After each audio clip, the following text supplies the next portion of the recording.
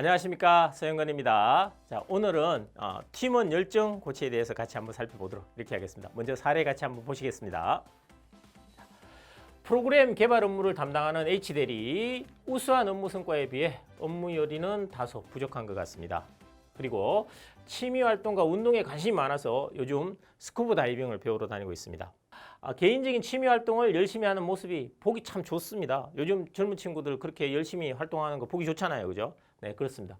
그런데 팀장 입장에서 생각을 해보니까 H대리가 조금만 더 업무에 열정을 가져주고 또 팀에 몰입해 준다면 개인적인 발전뿐만 아니라 팀 성과에도 크게 기여할 것 같습니다. 자, 이럴 경우에 여러분들은 어떻게 H대리에게 접근하시겠습니까?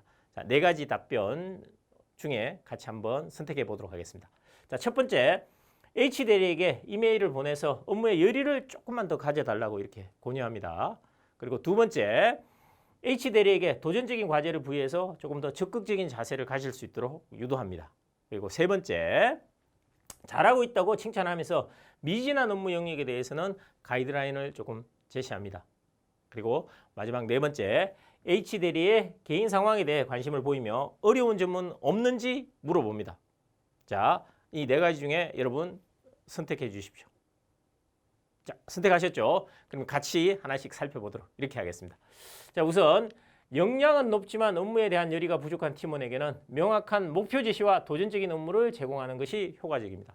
전체적인 방향성이죠. 그래서 업무 열정이 없는 경우에는 어떻게 하면 그 업무에 대해서 가치를 느낄 수 있도록 할 것인가, 이게 첫 번째고요. 그렇지 않을 경우에는 조금 뭐라 그럴까, 약간은 다소는 직접적으로 구체적인 목표를 제시함으로써 일을 할 수 있도록 부여를 해주면 되겠습니다. 자, 그런 측면에서 각각의 내용들을 효과를 살펴보면 H대리에게 이메일을 보내서 업무의 열의를 조금 더 가져달라. 요거는 어떻게 보면 개인적인 접근이지 않습니까? 그런데 H대리 같은 경우는 이미 개인적인 관심사로 거기에 빠져 있습니다. 그러다 보니까 이렇게 개인적으로 어필하는 것은 크게 효과가 없을 가능성이 있습니다. 자, 그리고 두 번째, H대리에게 도전적인 과제를 부여해서 적극적인 자세를 유도한다.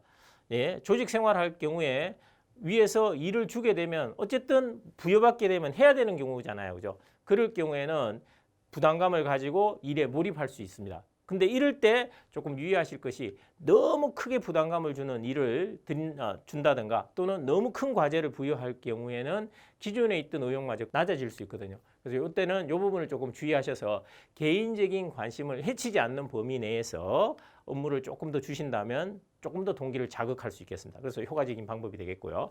자, 세 번째, 잘하고 있다고 칭찬하면서 미진한 업무 영역에 대해서 가이드라인을 제시한다. 이런 경우도 조금 효과적일 수 있습니다. 근데 이 부분 주의하실 부분, 잘하고 있는데 좀 더 준다 이러면 사실 뭡니까? 이미 잘하고 있는데 왜 더 줘? 이렇게 반응할 수 있잖아요. 그럴 때 적극적으로 칭찬을 하면서 부담스럽지 않을 정도로 이렇게 유도하시면, 그리고 구체적으로 업무를 제시하시면 조금 더 효과적이 될 수 있겠습니다.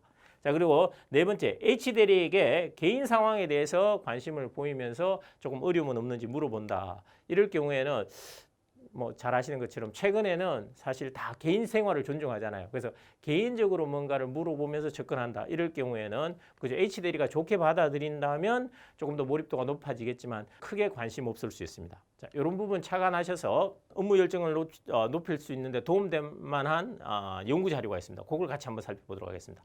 자, 펜실베니아 대학의 애덤 그랜트 교수가 외부로부터 프로젝트를 부여받았습니다. 기부금을 모금하는 콜센터 직원들이 업무 동기가 너무 떨어져 있는 거예요. 그래서 모금액도 별로 안 되는 거예요. 어떻게 하면 이분들 동기를 조금 높일 것인가 해서 연구 과제로 이렇게 프로젝트를 수주했습니다. 네, 아시는 것처럼 콜센터에서 업무하시면 콜드콜, 그죠? 모르는 분들한테 전화해서 기부금 좀 해달라 이럴 때 얼마나 뭡니까? 힘드시겠습니까? 그리고 대부분은 잘 응대 안 해주니까 이렇게 차갑게 전화를 끊으니까 뭐죠? 많이 거절당하다 보면 사실 위축도 되잖아요. 그래서 많이 자제를 하게 되는데, 자, 애덤 그랜트 교수가 이때 취했던 조치는 수혜자들이 자기 삶에 어떤 변화가 있었는지 하는 그 사례들을 조금 모집했습니다.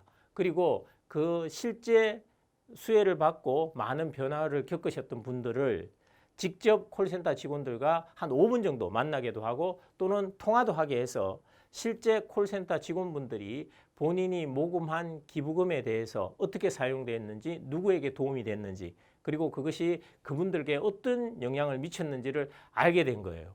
그러다 보니까 그분들이 뭡니까? 아, 본인이 하는 일이 정말 소중한 일이구나. 이게 누군가에게는 정말 도움이 되는구나. 이걸 절감했던 거죠. 그러다 보니까 뭡니까? 남들이 좀 전화 거절하더라도 용기 내서 다시 전화드리고, 그리고 한번 통화하게 되면 조금 더 길게 통화하고, 그리고 가능하면 모금을 하려고 적극적으로 노력하고, 이러다 보니까 기존에 그러지 않았을 때보다 한 3배 정도 더 모금하게 됐습니다. 자, 여기서 우리가 알 수 있는 것은 우리가 어떤 업무를 해갈 때 그 업무가 다른 사람에게 어떤 영향을 미치는지, 어떤 가치가 있는지를 확인하게 된다면 자연스럽게 업무 열정이 고취되겠죠. 그래서 팀장님 여러분들도 열정이 조금 부족하고 업무 역량은 높은 분들께 자신들이 하는 일이 팀에 또는 팀장에게 어떤 영향을 미치는지를 적극적으로 어필해 주시면 업무 동기를 높이시는 데 도움이 될 것 같습니다. 자, 그렇게 하셔서 꼭 에이스 팀장이 되시길 기원하면서 다음 강의에서 뵙도록 하겠습니다. 네, 감사합니다.